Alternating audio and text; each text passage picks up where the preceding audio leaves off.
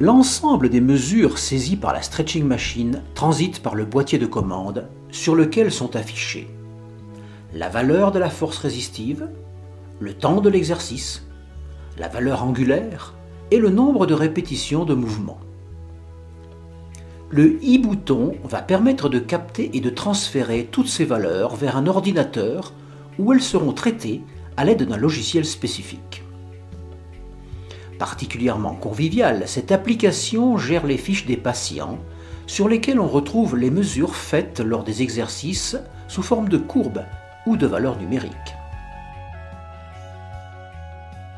Nous pouvons mesurer et analyser la raideur passive myotendineuse et la visualiser sous forme d'une courbe qui donne en 3 dimensions la valeur de la force résistive en ordonnée, celle des angles en abscisse et le temps par le déplacement du pointeur entre les points de la courbe.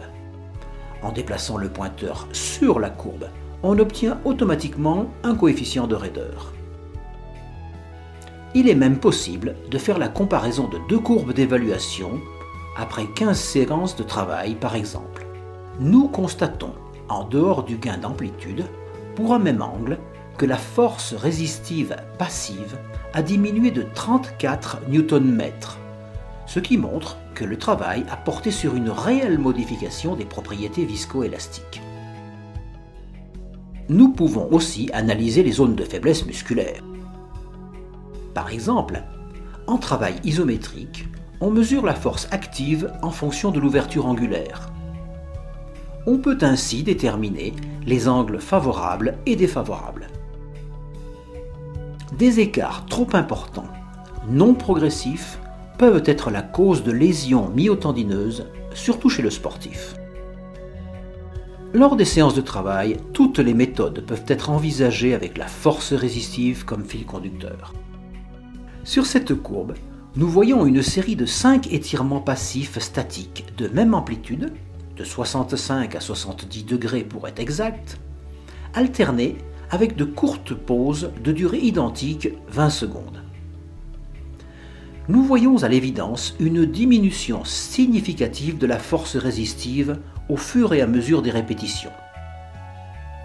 C'est l'illustration des travaux de Magnusson qui démontraient que ce type de travail entraîne des changements significatifs au niveau de la longueur musculaire et de la force résistive.